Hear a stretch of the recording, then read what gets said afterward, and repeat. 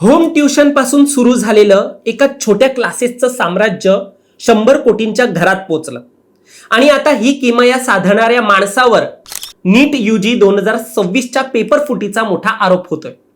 विषय फक्त एवढाच नाहीये, तर त्यांचा एक व्हिडिओ व्हायरल झालाय ज्यातून ते मोठ्या प्रमाणात अडचणीत आलेत. या व्हिडिओच्या माध्यमातून लातूरचे प्राध्यापक शिवराज मोटेगावकर, जे RCCचे संचालक आहेत, त्यांनी 100 कोटीचं साम्राज्य कसं तयार केलं आणि आता या साम्राज्यावरती कशी गदा आली आहे, त्यांना CBIने कशी अटक केली आहे आणि आता CBIला असा कोणता धागा सापडलाय जो पुराव्यासाठी त्यांच्या विरोधात वापरला जाऊ शकतो, हे सगळं काही या व्हिडिओच्या माध्यमातून आपण जाणून घेऊया. दरम्यान तुम्ही चॅनलवर नवीन आलाय तर लगेच सबस्क्राईब करा प्राईम टाइम महाराष्ट्राला, कारण असे राजकीय घडामोडी आणि घडामोडींमागील राजकारण आम्ही नेहमी तुमच्यासाठी घेऊन येत असतो. माझं नाव ओमकार साळवी आणि या विषयाला आपण सुरुवातीपासून सुरू करूया. तर मंडळी, सगळ्यात आधी मुख्य बातमी म्हणजे 17 मे 2026 रोजी केंद्रीय गुन्हे अन्वेषण विभाग म्हणजे CBIने महाराष्ट्रात नीट UG 2026 पेपर फुटी प्रकरणात सर्वात मोठी अटक केली.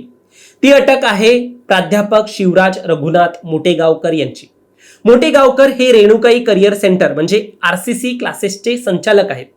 CBIच्या म्हणण्यानुसार शिवराज मोटेगावकर हे पेपर लीक करणाऱ्या आणि वितरित करणाऱ्या एका संघटित टोळीचे सक्रिय सदस्य आहेत.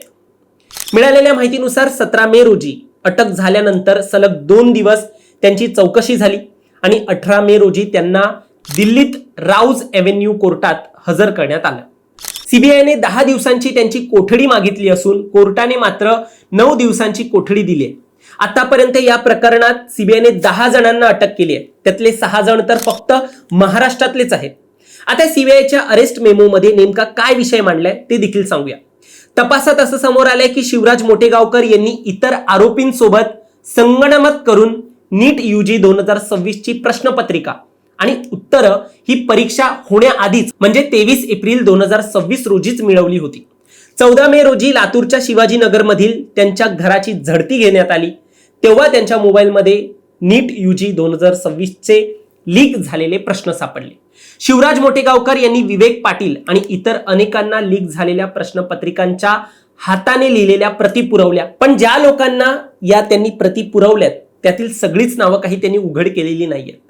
तसंच परीक्षेनंतर लीक झालेल्या प्रश्नपत्रिका नष्ट करून पुरावे नष्ट करण्याचा एक प्रयत्नही त्यांनी केलेला आहे, असं CBIच्या मेमोमध्ये म्हटलं गेलं, जे कोर्टात देखील सादर करण्यात आलं. मंडळी, ही अशी कामगिरी करणाऱ्या शिवराज मोटेगावकर यांचा इतिहास देखील रंजक आहे.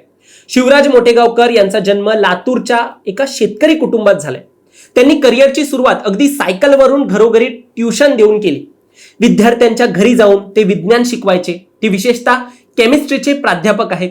नंतर 1999च्या आसपास 10 विद्यार्थ्यांसोबत भाड्याच्या घरातून त्यांनी छोटासा एक कोचिंग क्लासेस सुरू केला. हळूहळू बॅचेस वाढल्या. RCC पॅटर्न म्हणून ही संस्था त्यांनी मोठी केली. RCC म्हणजे रेणुकाई करिअर सेंटर या कोचिंग संस्थेचे ते संस्थापक असून 2003 साली या संस्थेची त्यांनी सुरुवात केली होती.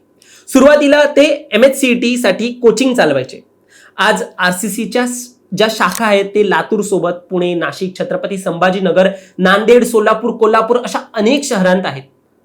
शिक्षणाचा बाजार करणाऱ्या या RCCचा बाजार उठणारा तो दिवस कधी आला हे देखील आता जाणून घेऊया. 3 मे 2026 रोजी म्हणजे नीट UG परीक्षा झाल्यानंतर RCCच्या एका क्लासमधला व्हिडिओ सोशल मीडियावरती व्हायरल होतो.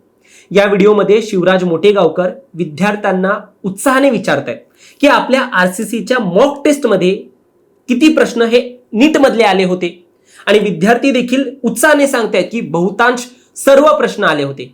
आता तो नेमका व्हिडिओ काय आहे ते पाहूया.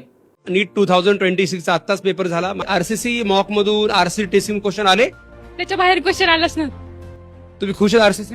हो, खरंच खुश आहात? बायोलॉजी काय म्हणते? सगळं NCERT बेसिस मॉक टेस्ट मध्ये जे विचारलं ते चालू.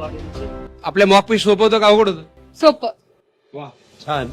बेटा, कसा गेला पेपर तुला? Chemistry, physics, bio? खूप छान गेलं सर. आणि तुम्ही जे 101 क्वेश्चन्स दिले होते ना, ते 101 क्वेश्चन मधून मोस्ट ऑफ त्याच्यासोबत आले होते. अरे वा, आपण जे शेवटी मॉकला जे घेतो आपण ते सगळे क्वेश्चन्स. वा, व्हेरी गुड. मॉक पेपर हे म्हणजे RCC पेपर फॉलो केली मोर दॅन सफिशियंट आहेत सर ते.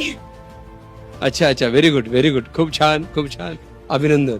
तर मिळालेल्या माहितीनुसार या व्हिडिओने मोटेगावकर यांना मोठ्या प्रमाणात अडचणीत आणलं.